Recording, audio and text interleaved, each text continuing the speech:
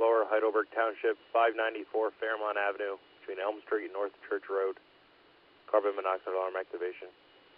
Station 18, Rescue 18, Engine 26, Lower Heidelberg Township, 594 Fairmont Avenue, between Elm Street and North Church Road. Carbon monoxide alarm activation 0253.